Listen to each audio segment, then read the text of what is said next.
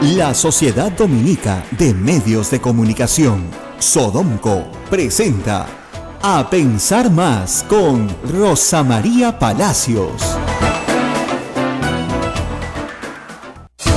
Hola amigos, muy buenos días, bienvenidos a toda la red Sodomco, Radio Santa Rosa en Lima, Radio Santo Domingo Chimbote, Radio San Martín Arequipa, Radio Veritas RTV Cusco y a nuestras emisoras hermanas Radio Cepagua Ucayali, Radio Quillabamba La Convención y Radio Madre de Dios en Puerto Maldonado. En cadena todos para presentar A Pensar Más con Rosa María Palacios. Miércoles 8 de febrero y el caso Lavallato, por supuesto, presenta avances importantes en las últimas 24 horas. Buenos días, Ismael, ¿cómo estás? Rosa María? El caso Lavallato engloba muchas cosas, por lo tanto hay que irlo desmenuzando poco a poco acá en el Perú.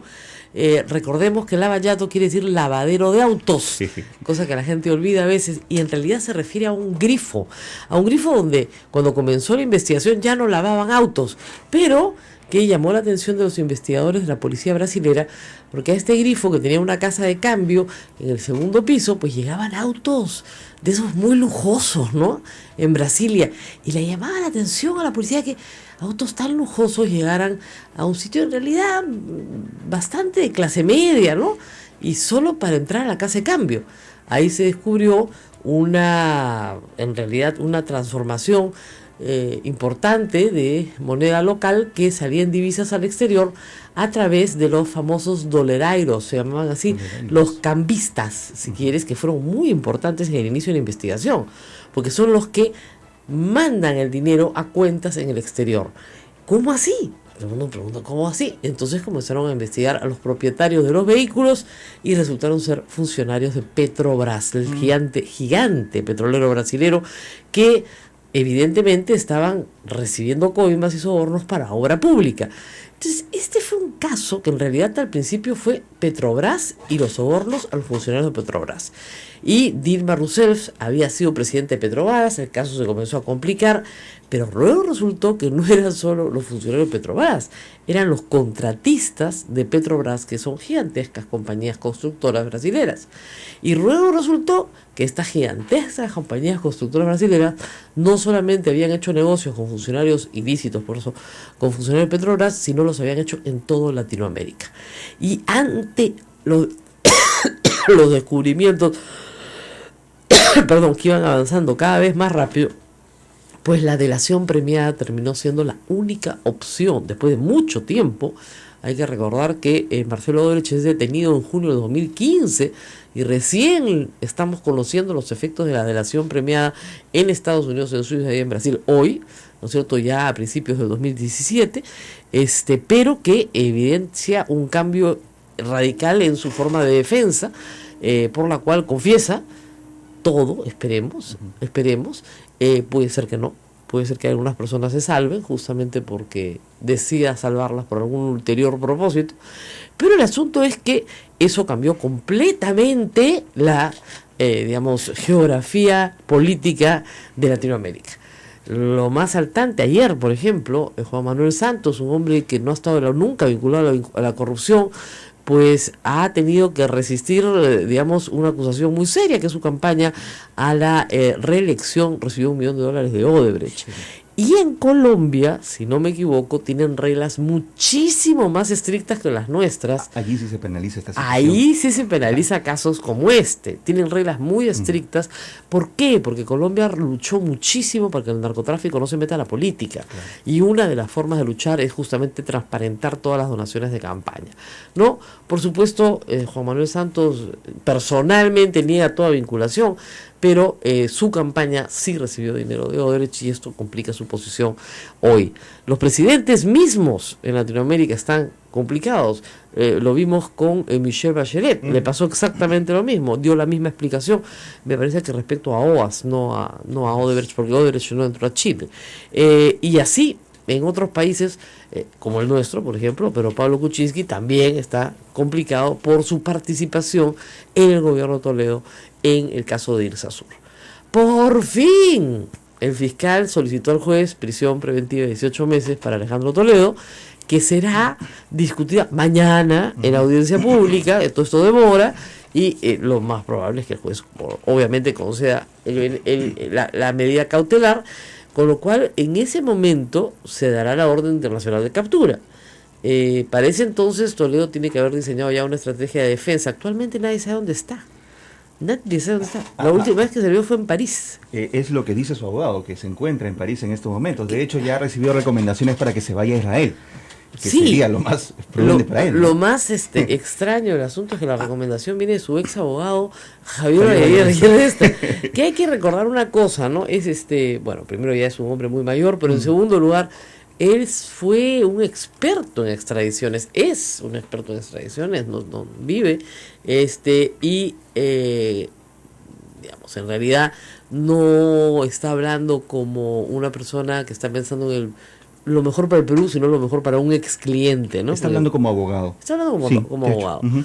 Como decía Duverly Rodríguez, presidente de la Corte Suprema del Perú, esa es la razón por la que los abogados nos odian.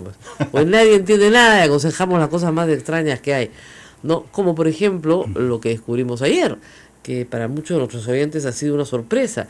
Alejandro Toledo va a ser juzgado por una sucesión de hechos, ¿no es cierto?, en 2 procesos distintos, con 2 códigos penales diferentes, y además con los hechos de atrás, digamos, de adelante para atrás. Sí. O sea, lo que sucedió al final es lo que se va a juzgar primero, que es el lavado de activos en casas, inmuebles, etcétera. Y lo que se va a juzgar después es lo que ocurrió primero, que son los sobornos que recibió para comprarse esas casas, esos bienes, etcétera. Uh-huh. Entonces, es rarísimo, la gente no entiende nada. Y esos procesos no son acumulables. No, pues rara también es la estrategia de defensa del abogado de Alejandro Toledo, el señor Paolo Aldea, que ha dicho que el expresidente pedirá la prescripción del delito de tráfico de influencias y cuestiona que sea investigado por Ecoteva y por el caso Odebrecht, o sea que tenga un doble proceso, ¿no? Bueno, no hay nada que hacer, porque uno ya está, ya lo explicaron claramente, uno ya está empezado. Sí. Y además ahí lo que sí hay que criticar nuevamente es la falta de velocidad del sistema. O sea, no puede ser que tú empieces a investigar a una persona en el 2013 y en 2017 no haya empezado el juicio oral. Claro. ¿De qué estamos hablando? Y ese juicio oral debe haber empezado hace rato, ¿no? Ahora, claro, el caso te queda redondo hoy porque sabes cuál es el origen del dinero, pero el origen del dinero se va a investigar en otro proceso. Uh-huh. Ahora, todos juegan a la prescripción. Hoy día se está discutiendo en el Congreso el proyecto de ley para la imprescriptibilidad de los delitos de corrupción. Lamentablemente, ¿no es cierto?, no se llega todavía a un acuerdo parlamentario. Es decir, este tema tiene 10 años de discusión o más. La primera vez que se discute este tema es en el gobierno de Toledo. Claro. Y hasta hoy no se llega a una conclusión. ¿Y por qué? ¿Y por qué? ¿Por qué? Porque los congresistas obviamente están ahí todos, como digo, como directorio de intereses también. Sí. Y por otro lado, las penas en los delitos de corrupción, algunas, y a eso jugó Montesinos, no todas, pero algunas, siguen siendo bajas. Los delitos contra la administración pública, o sea, tráfico de influencias tiene de 4 a 8. Uh-huh. O sea, podría salir prácticamente sin prisión efectiva. Tienes delitos como, no sé, pues cohecho. Cohecho quiere decir coima, ¿ya? Claro. O sea, no tienen penas pues altísimas, ¿no? La que tiene penas altas es lavado, pero lavado no es un delito contra la administración pública, es un delito común. ¿Y qué pasa ahí con nuestro sistema de justicia al respecto? Porque no se está evaluando la corrupción según sus consecuencias. No, las consecuencias es grave, ¿ya? Claro, las consecuencias ya se evalúan cuando se fija la reparación civil, claro. Que nadie la paga, nadie la paga, porque obviamente Odebrecht es como empresa tercero civilmente responsable en todos estos casos. Ya, el problema es que cuando se fijen las reparaciones civiles para Odebrecht como tercero civilmente responsable, será pues dentro de ¿qué? 5 años. Claro. Y acá no va a quedar, ¿qué? Ni una silla que rematar. O sea, Odebrecht hoy día tiene bienes en el Perú, desde un edificio estupendo donde despacha a sus oficinas, etcétera, más los porcentajes. Yo he dicho desde el primer día, traben embargos cautelares en forma de administración, no les tienen que quitar nada, pero ya tienen los embargos trabados. El fiscal no lo solicita. ¿Por qué no lo solicita? Porque tiene un trato con la empresa. Ese trato entonces no va a ser beneficioso para los intereses del Estado. El trato es, tú me dejas trabajar tranquilo y yo te entrego a todo el mundo. Pero el asunto es que no está entregando a todo el mundo, pues. Claro. Si ya hubiera entregado a todo el mundo, estaríamos todos de acuerdo. Faltan gentes importantes en el escenario y todos se quejan. Yo recibo muchos comentarios en el blog. ¿Qué pasa con Humala? ¿Qué pasa con Nadine? ¿Qué pasa con García? ¿Qué pasa con Castañeda? Y en las regiones del Perú están diciendo qué pasa con mi presidente regional. O sea, la gente de Odebrecht no venía acá a saludar, venía acá a coimear. Claro. Y tenemos varios presidentes regionales, actuales y pasados, que tuvieron tratos con la empresa, no solamente con Odebrecht, sino con, reitero, con 5 empresas brasileras que tenían este esquema de trabajo, ¿no? O sea, es decir, no tenían mala ingeniería, hacían bien las obras, de eso nadie se queja, pero las sobrevaluaban para poder así recuperar la coima que tenían que pagarle al funcionario local. En Brasil se calcula que Odebrecht y todas las demás, Odebrecht eran las más grandes, se cartelizaron, o sea, formaron un cartel ya perfectamente organizado, y el incremento de obra pública de Petrobras llegó al 5%, que era un incremento lo suficientemente grande en la magnitud de Petrobras. Imagínense, Brasil es un país continente, no tiene 200 millones de habitantes, entonces es un Petroperú, pero como digo, con esteroides, que sí explora, que sí explota, que tiene toda la línea de la producción, que nunca se privatizó. Entonces, ese es el problema de la falta de privatización, a veces, que no hay ningún control para la corrupción pública, porque es dinero del pueblo. Entonces, en el caso de Petrobras fue 5%. ¿Cuánto habrá sido acá en el Perú? Nadie lo sabe. El costo de interoceánica, y ahora con las famosas adendas, que todo el mundo se da cuenta que, digamos, llaman la atención, ¿no es cierto? El costo de la interoceánica se triplicó, pasó de 800 millones a 2.100 o 2.200. Llama la atención, o sea, uno dice, algo no puede costar 1 y después costar 3. Es verdad que los retos geográficos a veces no se pueden anticipar, pues tienes un río subterráneo, tienes que hacer un puente, en fin, pero triple. Sí. Es raro, ¿no? Pero no era el único caso. Acá, por ejemplo, en Lima hay situaciones similares. Sabemos que una obra no sirve para mucho y cuesta demasiado, pero por ejemplo, nuestro bypass querido, del cual nos hemos ocupado acá muchísimo, y en el blog también, y nos seguiremos ocupando. No es que nos hayamos olvidado del señor Castañeda. Lo que pasa es que estamos mirando peces más gordos, ¿no? Él está gordito también, pero no tanto. Entonces, claro, le prescribe Comunicore, según el presidente de la Corte Suprema, no ha prescrito, sino que se ha absuelto, ¿ya? Y si se ha absuelto, peor todavía, porque ya la prescripción es una vergüenza, pero la absolución es una vergüenza mayor, sí. Porque tienes que ser un juez bien corto de vista para no darte cuenta, ¿no es cierto?, bien ciego, de cómo se roba la plata en el Estado peruano. Y la Municipalidad de Lima es parte del Estado peruano, así que ahí hay que tener siempre mucho cuidado. Bueno, hay una apelación. Igualito, esos van a salir libres de todas maneras. Tienen demasiados años en este litigio. ¿Y sabes lo que es más grave? El Estado peruano no va a recuperar nada. Nada. Absolutamente nada. ¿Daños y perjuicios? Nada, porque acá ¿sabes? Lo increíble de la sentencia es que, lo increíble que Castañeda dice es que el Estado no ha perdido nada. Porque son negociados hechos bajo la mesa. No, porque se le pagaron los 35 millones de soles que necesitaba la municipalidad. Los pagó otro. ¿Ya? Como los pagó otro, o sea, perdón, la municipalidad pagó los 35 millones de soles que debía sin intereses. Y los debía, sí, es verdad que los debía. Se los pagó a otro. Allá, a otro que era amigo del dueño. Así, ahí sí se los pagó. ¿No? Es increíble, ¿no? Increíble. ¿Cómo eso no va a ser un asco? Pero en fin, o sea, hay gente que puede pasarlo por alto. Y la verdad hay que decirlo.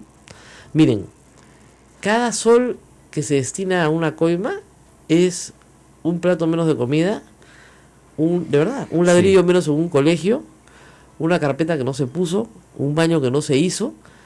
Esa es la verdad. O sea, el dinero del Estado no existe, es nuestro dinero, ¿ya? Y no es infinito, es limitado. Entonces, lo que se deja de gastar en algo para pagar una coima y luego recuperarla, no tiene vuelta atrás.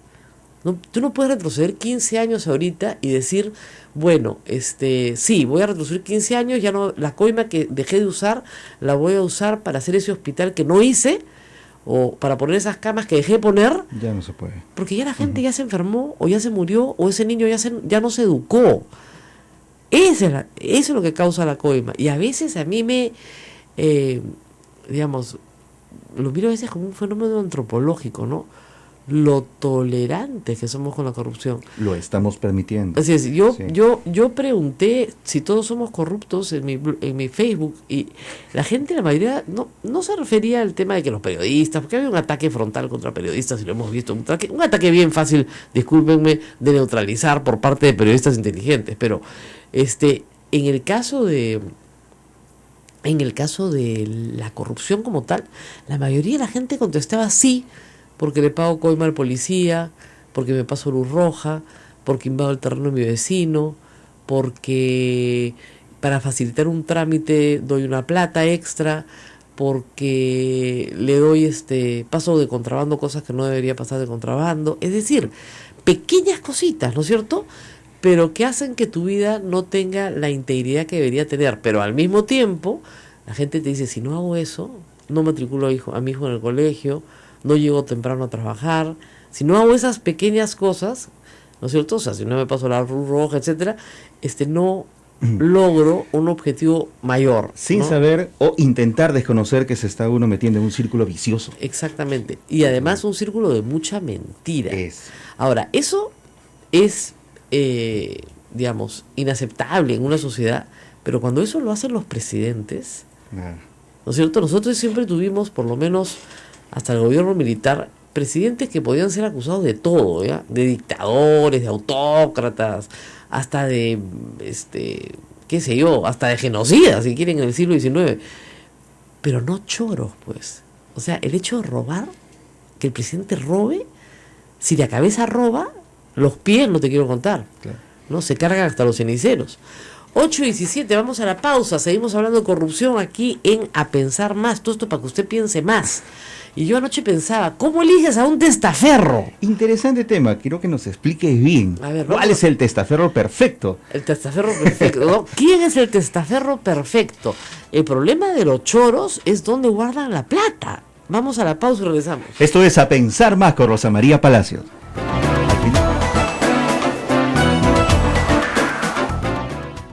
Sodomco, Sociedad Dominica de Medios de Comunicación. Continuamos, esto es A Pensar Más con Rosa María Palacios. Y bueno, tenemos un invitado muy especial en la línea telefónica, el ex congresista Gustavo Pacheco, escudero del presidente Toledo, ustedes recuerdan, yo lo blindo. Congresista Gustavo Pacheco, ¿cómo está usted? Muy buenos días. Gran abrazo Rosa María, encantado de saludarte, estoy aquí embarcando el avión para mi tierra, para Puno. Me imagino. Desde mi España a mi tierra, a Virgen de la Candelaria, a rendirle honores. Deje de bailar, congresista, y cuéntenos, ¿cómo ve usted la situación de Alejandro Toledo después de tanto blindaje? No es un asunto que él tendrá que responder ante la ley, no es un asunto que en este momento corresponda a nadie defender, él tendrá que demostrar ante la ley cuáles han sido todos sus movimientos de noche, porque a mí me ha correspondido trabajar con él durante el día. Él tendrá que saber quiénes lo aconsejan y de qué manera va a poder dormir el resto de su vida en paz. Los que hemos trabajado con él lo hemos hecho en actos de gobierno, lo hemos hecho en miras del país. Mira, Rosa María, creo que los delitos de corrupción deben ser tipificados como delitos de traición a la patria. Y creo que deben merecer la pena de muerte, aunque no los fusilemos. Que sepan que nos deben la vida, que sepan que están muertos. ¿Qué pasa con nuestros hijos, con nuestros nietos? ¿Qué ejemplo estamos dando al país, a las próximas generaciones? A ver, doctor Pacheco, ¿usted se siente traicionado en su lealtad por Alejandro Toledo? No, porque a mí me correspondió trabajar del 2001 al 2006 con el presidente Alejandro Toledo cuando era jefe de Estado. Yo jamás lo conocí antes, nunca estuve con él. Nunca fui su amigo, nunca compartimos nada. Le voy a dar tres cosas significativas. Tres temas significativos que tienen que ver con lo que le estoy afirmando. Primera cuestión, yo jamás he sido ministro del presidente Toledo, nunca me tuvo confianza. 2, jamás fui su candidato. 3, no conozco Punta Sal. 4, jamás me invitó a su círculo privado de noche. Yo siempre he estado trabajando de día, desde las 6 de la mañana que iniciaba los programas en RPP con Raúl Vargas, hasta la última hora de la noche, contigo, Rosa María, con César Gil, hasta tarde.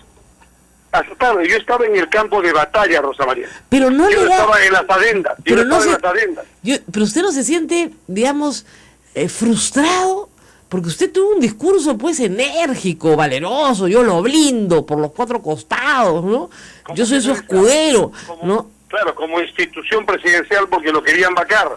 Claro. Lo querían vacar, y si hubiera caído la economía, salíamos de la dictadura, habíamos recuperado la dictadura y salíamos de ese momento tan negro de la historia peruana. Entonces no correspondía tener que vacarlo, de ninguna forma.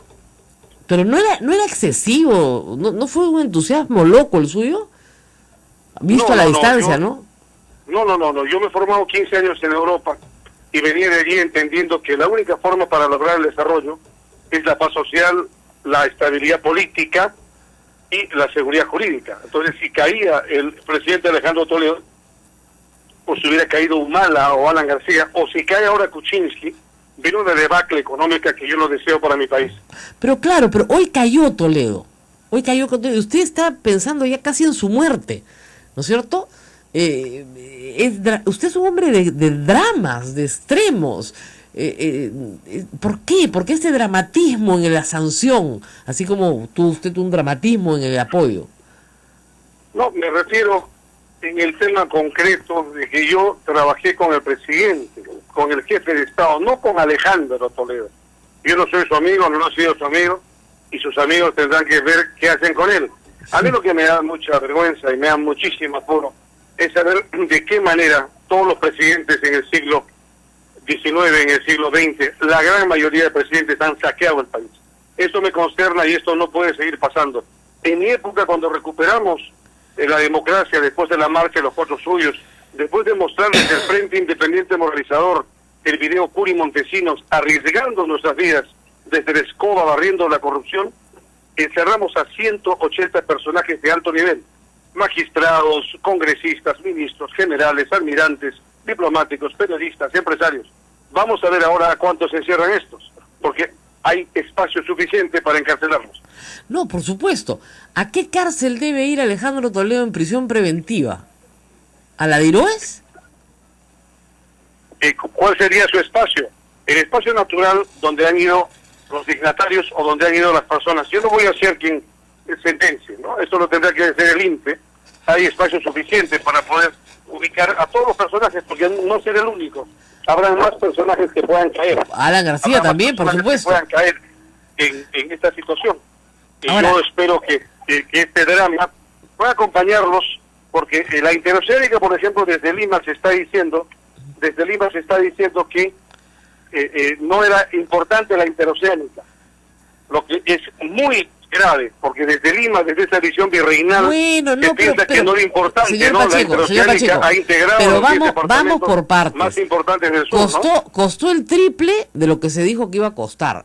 Ya que coste, pues, puede costar el 50% más, ya pero el triple, no pues. Eso tienen que auditarlo, porque eso ya fue motivo de ejecución en los gobiernos subsiguientes. Yo sé, y le dieron una carta blanca pues a Odebrecht, le dieron su certificado de buena conducta del 2008, bajo el gobierno de García. Eso en primer lugar, y en segundo lugar, la carretera no tiene el tráfico que se esperaba tuviera. Entonces no es rentable, pues. No, es que no todos los temas son costo-beneficio, no todos los temas son rentables. Por supuesto que sí, no se gastan 2.000 millones de dólares. No, esa es una visión neoliberal. No, eso es una visión que busca lo mejor para los pobres. Usted tiene 2.000 millones de dólares. ¿Construye escuelas o es una carretera por donde no pasa nadie? ¿Esa es una visión social? ¿Cómo que no pasa nadie? Perdón, no. Esto, es que, ¿sabes qué pasa, Rosa María? Tú estás viendo solamente la unión con Brasil y no estás viendo la articulación del sur.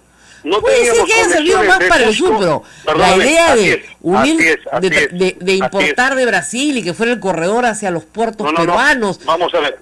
Eso no pasó nunca. Pero vamos a ver, ahora estamos integrados, Madre de Dios, Apurímac, Moquegua, Cusco, Arequipa, Tacna y Miterra, Puno. Y salimos hasta San Juan de Marcón en Ica, y salimos al puerto de Matarán, y salimos al puerto de Pero no vinieron las exportaciones brasileras pues que iban a venir y que iban a usar los puertos. Ya, como estamos viendo, no fueron exportaciones, sino importaciones, porque se llevaron todo el dinero los brasileños. No, o más bien se llevaron el dinero y coimearon a todo el mundo. Ahora, una pregunta, antes de que se suba al avión. Usted estaba muy cercano a Castañeda en los últimos tiempos, y él también está implicado en el caso OAS. ¿Le sorprende? ¿Lo va a blindar también? A ver, hace 4 años, yo visité tu programa, hace 4 años. Y si tú puedes chequear tu programa, yo te presenté en tu mesa y tú no me creíste, el caso Lavallato.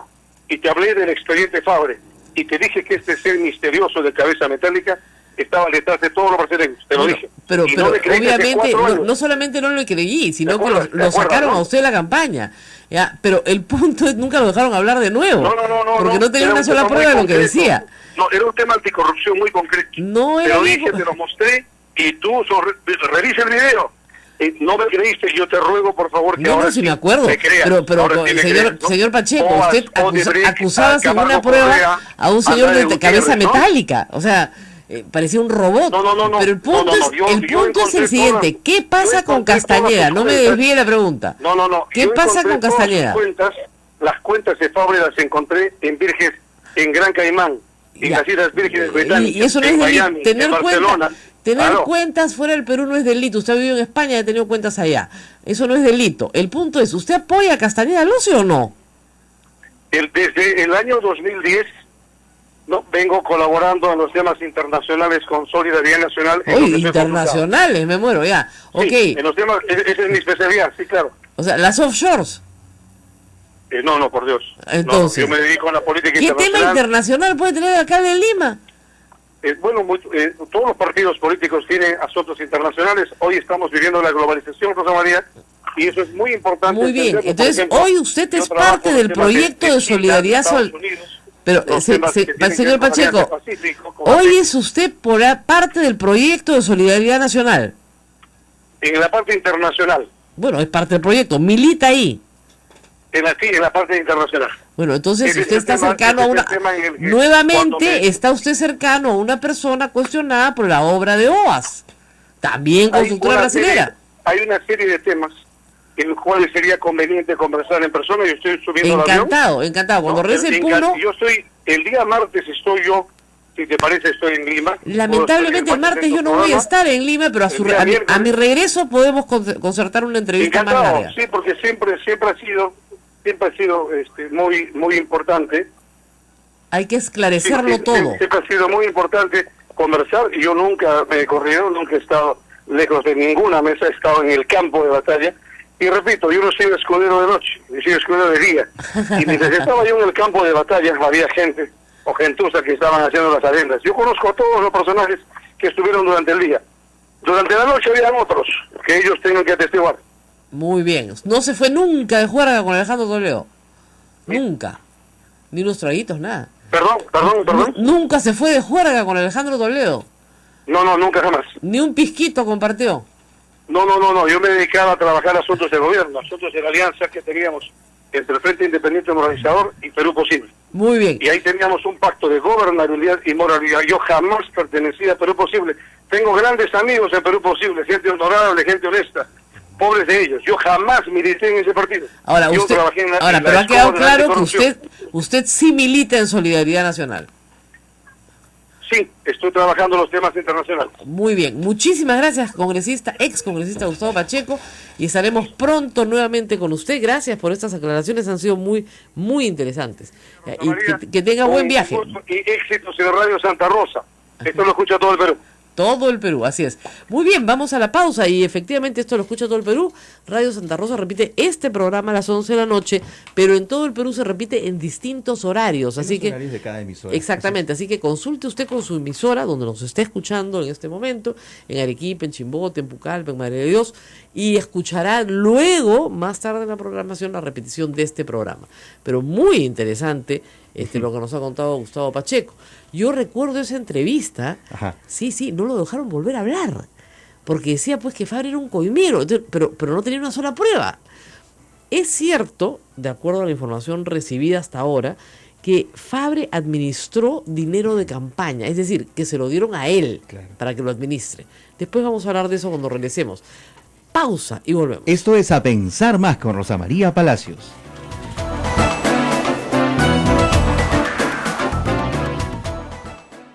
Sodomco, Sociedad Dominica de Medios de Comunicación. Continuamos, amigos, esto es A Pensar Más en las emisoras de la Sociedad Dominica de Medios de Comunicación, que integra a Radio Santo Domingo en Chimbote, Radio Santa Rosa en Lima, Radio San Martín Arequipa, Radio Veritas RTV Cusco, Radio Cepagua Ucayali, Radio Quillabamba La Convención y Radio Madre de Dios en Puerto Maldonado. Bueno, Gustavo Pacheco ahora trabaja con el alcalde de Lima. Sí, pues, parece que se equivoca en sus elecciones, pero cada uno es libre de tenerlas, ¿no? La política es libre, ¿no? Cada uno va con sus convicciones donde sus pies lo lleven, y él ha escogido pues a Castañeda Alosio, pero escogió antes a Toledo, no fue una buena elección tampoco, ¿no? Pero vamos a hablar en unos minutos también con Carlos Brus, hoy congresista de Peruanos por el Cambio, pero quien fuera una figura importantísima también en el gobierno de Alejandro Toledo, porque además fue su ministro de SSI durante 5 años, y en una cartera importante como la primero fue, acuérdense, tuvo que desmantelar el Ministerio de la Presidencia para crear el Ministerio de Vivienda, y ahí se ganó la famosa chapa de Techito. Techito, claro. ¿No? Porque se dedicó a la construcción de viviendas, no lo hizo mal. Entonces, sí, son personajes que tienen que contestar una pregunta que todos tenemos. ¿Toledo trabajaba solo? O sea, ¿era solo para él? ¿O otros hicieron lo mismo bajo su paraguas? Y esa es una pregunta grande, ¿no es cierto? Que también se le hace a los apristas, por supuesto, y también se puede hacer en el gobierno de Humala, ¿no? Ahora, volvamos a distinguir las cosas. Efectivamente, el señor Fabre manejó dinero de campaña, o empresas privadas brasileras le pagaron directamente a él, ¿ya? Pero otra vez, eso no es delito en el Perú. Como no es delito en el Perú tener cuentas en el exterior. Lo que es delito es no tributar, pero no, y eso se encarga la SUNAT, pero no hay ningún inconveniente en que una persona forme una empresa en el extranjero y tenga una cuenta de banco con esa empresa y se compre lo que le dé la gana, un barco, una casa, lo que fuera, caballos, lo que quiera, y sobre todo peruanos residentes en el exterior, con mayor razón. Pero no confundamos las cosas. Yo lamentablemente veo a veces periodismo con la mejor intención, ve como sospechoso cualquier cosa formada fuera del Perú. Y eso no es así. O sea, ¿por qué se forman compañías fuera del Perú? ¿Por qué peruanos forman compañías del Perú? ¿Para esconder sus ganancias malavidas? No. Para hacer negocios internacionales, para hacer negocios que no se pueden hacer desde el Perú, por muchas razones tributarias, societarias, etcétera, para tener socios extranjeros, muchas veces que no podrías tener en el Perú, para salvaguardar también un patrimonio bien ganado. O sea, tú puedes tener un patrimonio perfectamente ganado y temes que los vaivenes de la economía del Perú te lo destruyan, y puedes ponerlo a salvo en un paraíso fiscal que a su vez te da algún tipo de renta. Eso no es delito. El delito es que si tú rentas, no tributes sobre esa renta. Pero en todo lo demás no hay delito. Entonces, déjense decir que la empresa offshore es delictiva. La empresa offshore es delictiva cuando como Necoteva la constituyes para lavar un activo y transferirlo y convertirlo en otro activo. Ahí sí, por supuesto. O sea, la empresa per se no es delictiva. Es como si yo te dijera, todas las hachas, ¿no es cierto?, matan. Claro. Por lo tanto, prohibamos las hachas. No, señor, pero el hacha corta árboles, el hacha es importante en la selva, necesitamos el machete. No, machete mata, prohibimos los machetes. No, pues, no es el vehículo, digamos, el que comete el delito, sino cómo se utiliza. Exactamente. Bueno, tenemos un oyente mientras esperamos la llamada a Carlos Brus. Muy buenos días. Rosa María, muy buenos días. ¿Cómo está? ¿Qué tal? Rosa María, yo me preocupo mucho porque se menciona muy poco, por ejemplo, a personas como el señor José Graña Miro Quesada, el señor Roberto Abusada Salach, el señor Miguel Vega Alvear. ¿Te acuerdas que Miguel Vega Alvear fue el presidente de la Cámara Binacional de Comercio e Integración Perú-Brasil? Sí, pero eso no lo convierte en delincuente. O sea, nada de eso lo convierte en delincuente. Usted puede ser presidente de la Cámara de Hermandad, Perú, no sé, pues, Brasil, y resulta que hay un grupo de empresas brasileñas corruptas. Bueno, eso no te convierte en delincuente, pues. No, está bien, pero por ejemplo, también Roberto Abusada, ¿te acuerdas que siempre es un crítico, un opinólogo? Roberto Abusada es un economista que trabaja para un instituto que es una ONG, el Instituto Peruano de Economía. Pero aparte es presidente, es miembro del directorio de José Graña, de la empresa Graña. Ya sé, pero Graña Montero es una contratista que tiene que probar en sociedad con otras empresas concesionarias si tuvo o no participación en estos delitos. Y eso todavía se va a juicio. No hay ninguna delación que los impute. Barata no ha dicho, sí, nos sentamos en el directorio y las coimas las dividíamos en 3, porque éramos 3 los socios y en porcentajes iguales. Ahí sí van muertos. Pero no hay nada de eso, pues. Entonces no podemos adelantar un juicio para sancionar a personas cuando no tenemos ninguna prueba. Yo siempre lo he dicho, los periodistas no podemos armar juzgados acá, populares, juicios populares a los senderos luminosos sobre personas cuya injerencia en determinados asuntos no conocemos. Es imposible. Yo, si usted me hubiera dicho hace, 6 años que Toledo tenía que ir preso por corrupto, hubiera hecho no puede, porque no hay ninguna prueba, ¿no es cierto? Entonces no se puede discutir sin probanza solamente porque son personas que escriben en los periódicos, salen las fotos de sociales y a usted no le gusta que sean ricos, tienen que ir presos, ¿no? Porque efectivamente en el Perú hay gente rica que ha hecho su fortuna y que ahora es sujeta de observación por esa razón, y eso es absurdo, ¿no? Lo que tú tienes que probar. Su silencio de ellos no te dice algo, no.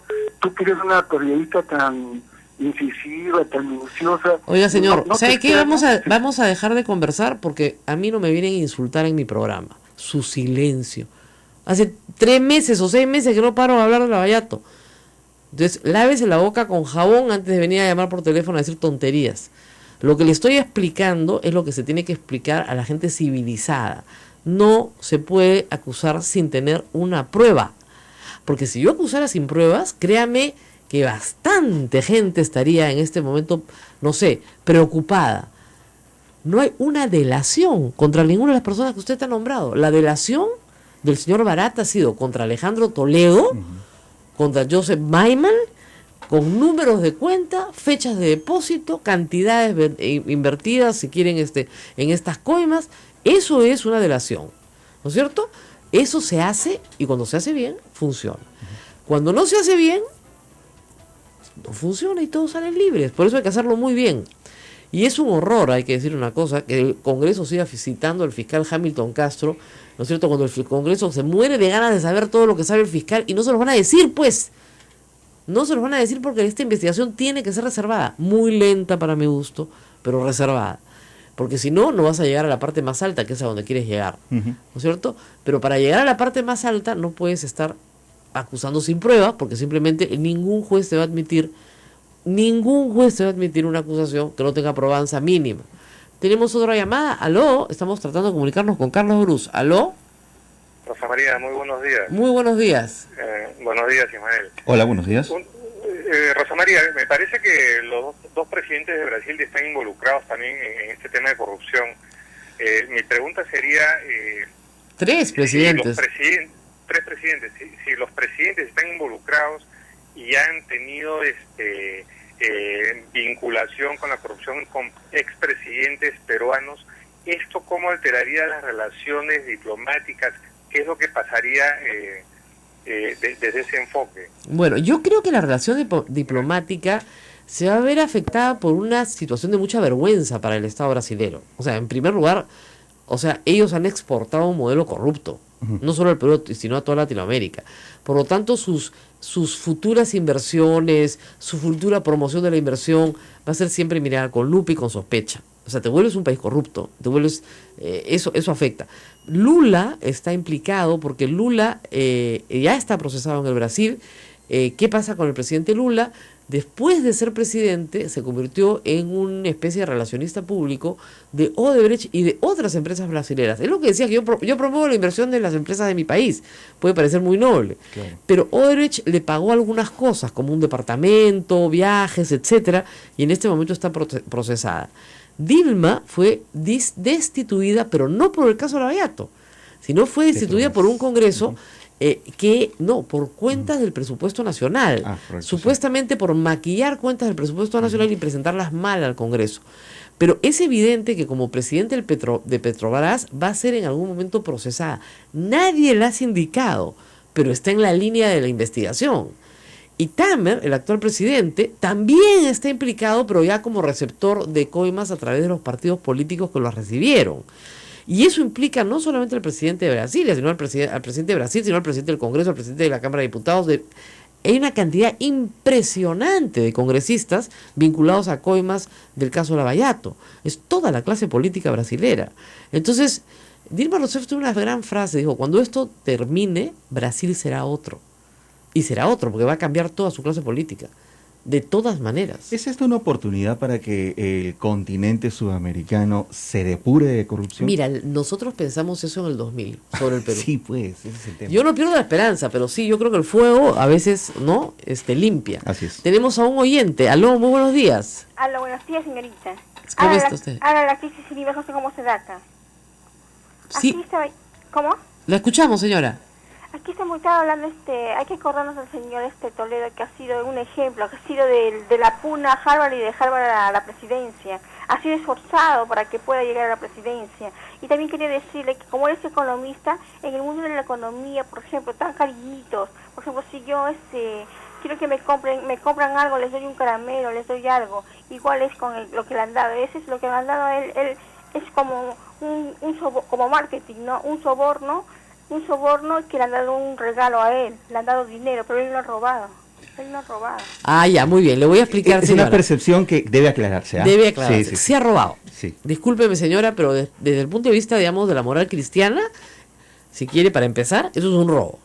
Desde el punto de vista de la tipificación penal, ya, las características del tipo penal son muy importantes. ¿Para qué? Para establecer la pena. Uh-huh. O sea, ¿qué hace el Código Penal? Define una conducta ilícita, ¿no es cierto? El que mata, ¿no es cierto?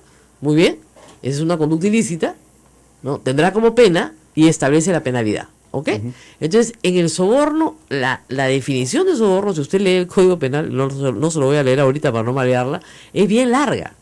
El que recibe para sí o para otro con el fin de o sea, es bien larga. Te pueden cumplir como tipo cualquiera de los supuestos del tipo, que son bastantes. Correcto. Pero en términos cristianos es un robo. ¿Por qué? Porque tú le estás quitando plata, o sea, digamos, la plata no sale del aire. Esa plata debería haber ido al proyecto, ¿no es cierto? Y el proyecto debería haber costado lo que tenía que costar, no 3 o 4 veces más, ¿ok? Entonces, esa plata tú la estás aceptando para que el proyecto vaya a una persona determinada y cueste lo que a esa persona le da la gana. Eso es un robo al Estado peruano. Ese dinero se dejó de gastar en hospitales, en escuelas, en caminos. ¿Se dan cuenta? Entonces, si eso se deja de gastar, o sea, cada niño que deja de comer, uh-huh, por culpa de que alguien se tiró una plata, implica un robo, es una inmoralidad. Es una inmoralidad. Y no se puede permitir en una sociedad que quiere ser civilizada. Nosotros tampoco estamos proponiendo acá un ajusticiamiento, ¿no? Yo no coincido en nada con el señor Pacheco, que quiere pena de muerte y tonterías. No, el ajusticiamiento se hace en sociedades bárbaras. Nosotros queremos ser una sociedad civilizada, con debido proceso, con garantías procesales, para que Alejandro Toledo no diga que la justicia es injusta. No, pero esto es un robo, señora. Y que el hombre haya sido pobre y se haya esforzado para llegar a la presidencia está muy bien, pero eso no lo salva, ¿no es cierto?, de haber cometido un delito. Miren, muchas veces hemos tenido esta discusión con Alberto Fujimori. La gente dice, pero ha hecho obras buenas. Nadie lo está juzgando por sus obras buenas.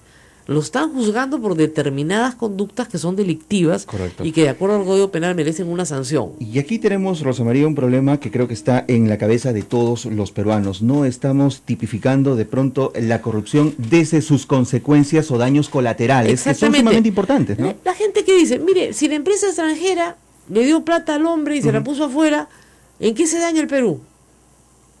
¿No? Esa plata nunca pasó para acá, se la dieron, se la pusieron afuera. Porque nosotros podemos dar un billetito para que algo funcione mejor. Exactamente, ¿no es cierto? Si yo pago para que me saquen rápido mi trámite, ¿se dan cuenta? Entonces, reflexionen un poquito, este programa se llama Pensar Más. Eso es un robo. porque ese dinero jamás debió llegar a manos del funcionario, porque tenía que estar destinado a la obra, a hacer mejor la obra y a que la obra cueste lo que tenía que costar, no lo que le da la gana al contratista, porque al contratista ya te tiene en el bolsillo. Tenemos que hacer una pausa, pero había un tema, no encontramos a Carlos Bruce, debe estar con Depre. Yo creo que hay un tema bien interesante que planteaba anoche en el blog, que es cómo escoger un testaferro. Porque esta gente que roba, ¿no es cierto?, tiene un problema inmediato, es ¿qué hago con lo que he robado? ¿O cómo hago para robar sin que se note? Primero necesito tiempo. Ustedes ven que Alejandro Toledo se demoró 5 años en gastar la plata robada. La plata robada en 2008, hasta el 2008, se comienza a gastar recién el 2012. ¿Por qué? Porque ya no quería tener el beneficio de antejuicio presidencial para que no lo juzgue el Congreso. Temía un juicio muy rápido. Y 2, la pregunta es, ¿a quién le doy la plata? ¿A un pariente? ¿A un amigo? ¿A un correligionario? ¿A quién? ¿Hay testaferro perfecto? ¿Lo hay? Vamos a la pausa y les dejo la duda. Esto es A Pensar Más con Rosa María Palacios.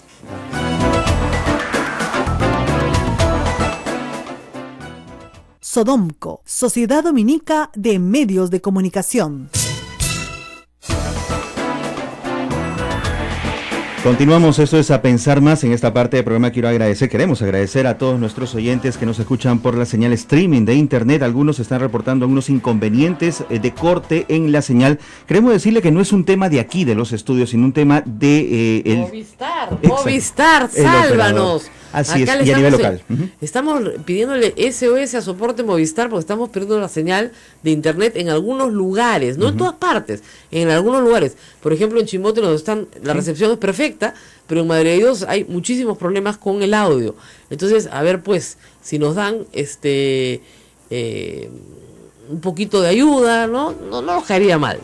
Qué divertido, ¿no? Acá Pedro Cateriano ha puesto un tuit que es interesante, ¿no? Congresistas de Fuerza Popular quieren citar de grado fuerza al fiscal Castro, pero a Joaquín Ramírez no lo tocan ni con el pétalo de una rosa.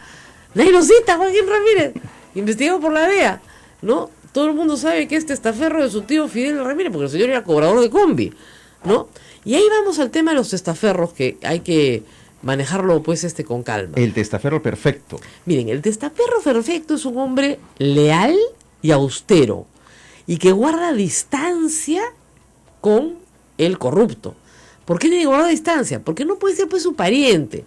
Lo primero que busca un fiscal hábil, son los hermanos, los primos, los hijos, la suegra, porque ahí normalmente los corruptos colocan su plata, pues hacen empresas, colocan la plata ahí y le colocan a los parientes. Y es facilísimo pues porque el pariente es un misio, entonces ¿de dónde sacó toda la plata, no? Luego tienes el testaferro lejano, pero un poco tonto, ¿no? Entonces se compra un Ferrari, ¿no? Entonces testaferro misio es un problema, porque de repente quiere su comisión, ¿no es cierto? Y se la comienza a gastar. Tiene que ser austero, tiene que no hacerse notar bajo ninguna circunstancia, tiene que pasar piola. Cuba, por ejemplo, era el testaferro perfecto, porque para todos nos queda claro que Cuba no cobraba para él, cobraba para otros. Entonces, es un buen testaferro porque era ni siquiera militar en el Partido Aprista, ¿no es cierto? Lejano de los poderes, pero al mismo tiempo, nadie lo sabía, por su biografía uno puede determinar que sí es cercano al poder. Resultó un problema. ¿Y cuál es el error de este testaferro lejano?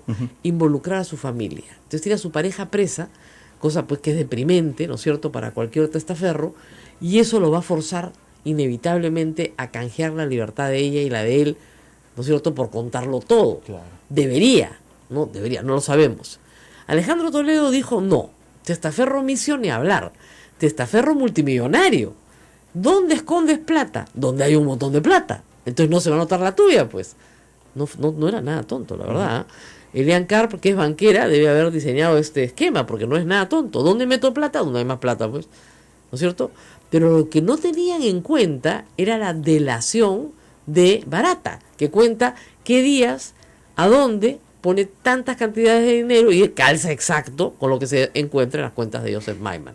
Y también cometieron los errores típicos del corrupto. Dejaron pasar los años y caserón en Casuarinas, oficina, ¿no? A nombre de la suegra y el cuento del holocausto. Ya comenzaron a mentir. Y la bola de nieve se les vino encima porque no manejaron a su testaferro correctamente. La suegra no podía ser su testaferra, pues era ridículo, ¿no es cierto?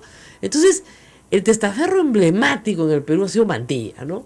Un hombre que vivió una vida modesta antes, durante y después de que se le encontrara la coima y se le procesara. Se le encontraron $6 millones en una cuenta en Miami y él siempre dijo que eran suyos, ¿no? Habían llegado por diferentes vías, se encontraron todas las personas que habían depositado en esa cuenta. Él siempre dijo que eran suyos. Sí. Nunca dijo que se fue, lo botaron del APRA, lo maltrataron, lo acusaron de corrupto dentro del partido, lo vejaron dentro del partido.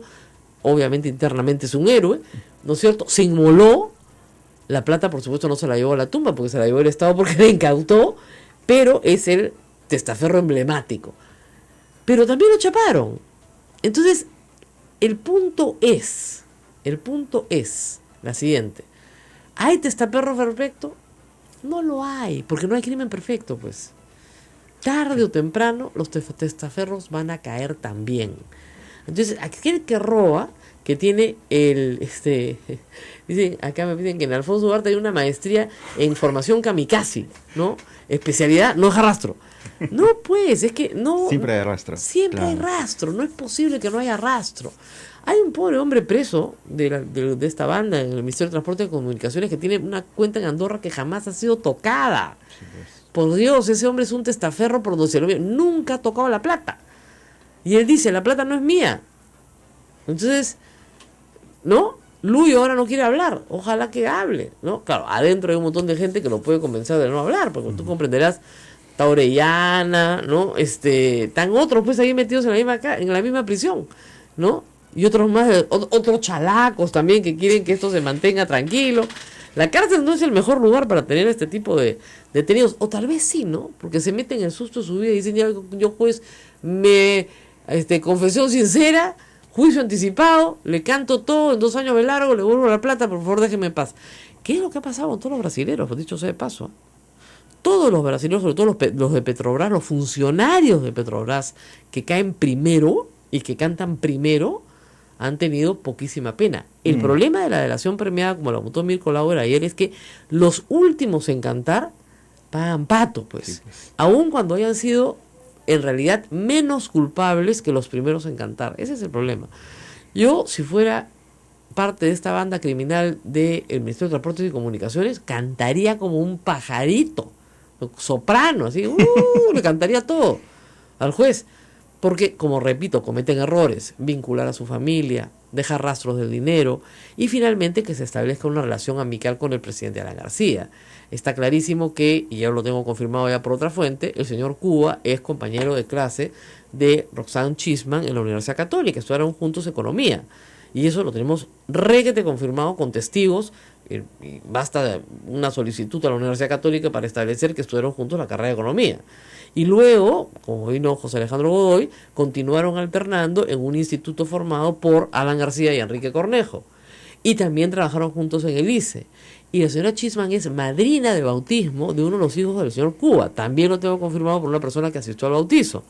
Entonces, no es un perfecto desconocido. No es un perfecto desconocido, es un perfecto conocido, para este tipo de trabajo. Y resulta que su compadre tiene $2,5 millones en una cuenta en Andorra. Su compadre. O sea, Alan García no se va a escapar, no va a ser nada fácil. Entonces, tengan mucho cuidado al decir Alan se escapa de todas maneras, porque no, pues, no hay testaferro perfecto, no lo hay. Maiman era un buen testaferro, ¿eh? Claro. Déjense de vainas, buenísimo. ¿Ya? Millonario, no te consigues un millonario sino más. Ahora, la pregunta que todos se hacen es, ya no hay gente pues como Mantilla que se inmola por el partido, ¿no? ¿A cambio de qué Maiman aceptó esto? ¿A cambio de qué? O sea, porque hay mucho riesgo para ellos, de hecho. Así es, ¿no? o sea, claro, sí. Que los otros, Cuba, Luyo, cobren comisión, debe ser lo razonable, un 10%, ¿no? Pero este hombre era millonario, es millonario. Claro, no iba por una comisión. ¿Por qué lo hizo? Ojalá que algún día lo podamos saber. Yo sospecho, y esto es una mera especulación, que Toledo le abrió puertas fuera del Perú siendo presidente del Perú. Acuérdense que lo acompaña a la gira en China, ¿no es cierto? y puede haber obtenido negocios magníficos, puede ser, y a cambio de eso, ¿no es cierto?, le aceptó guardar un dinerillo hasta que tiempos mejores le permitieran gastarlo. ¿Tráfico de influencia? Lavado. O sea, de 10 a 20 años, pues no hay duda, lavado de activos. Pero ahí tenemos pruebas, ¿se dan cuenta? Hay la delación premiada en Brasilia y la colaboración eficaz en el Perú, de Barata, que cuenta todo. Y no es que cuente, sino que entrega, ¿no es cierto?, documentación que prueba los depósitos hechos uno tras otro, desde el 2005 hasta el 2008, en las cuentas tales y cuales, de las empresas tales y cuales, en los bancos tales y cuales. Ya pues no hay nada que discutir. Ahí está todo el rastro del dinero. ¿Por qué Odebrecht o OAS o Camargo Correa le iban a entregar dinero al señor Maiman? No tenían ninguna relación comercial, y además Alejandro Toledo repitió durante todo su gobierno que Maiman no tenía negocios en el Perú, por lo tanto era su amigo y no había ningún tráfico de influencias. Ok, ya está. Eso es. Y su guardaespaldas, Ávila Noón, también estaba metido en todo este tema, siendo también testaferro, porque formó empresas en Costa Rica, o ayudó a formarlas, para hacer todas las transferencias del dinero. Está aprobado, el caso está redondo hace bastante tiempo. Bastaba con el depósito aprobado de Camargo Correa para meter preso a Toledo. Han querido ir por más. Bueno, ya tienen toda la verdad sobre la mesa. En el resto de casos hay que ir poco a poco. Yo creo que el caso de García está bien avanzado. Depende de la colaboración eficaz que presten los 3 detenidos que hay, ¿no es cierto?, y que cuentan todo, y depende de lo que Enrique Cornejo diga, que también es vital en este caso. Se ha peleado con Alan García en público, su abogado le ha hecho que se calle la boca y que espere a que salga el resto. Y también depende de lo que Barata diga sobre Enrique Cornejo. Y si Barata dice algo sobre Enrique Cornejo, yo estoy segura que Enrique Cornejo va a decir muchas cosas sobre Alan García. Muy bien. O sea que está interesante. Esta historia continuará. Por supuesto, se acabó el tiempo. Nos vemos mañana. Vamos. Chao. Chao.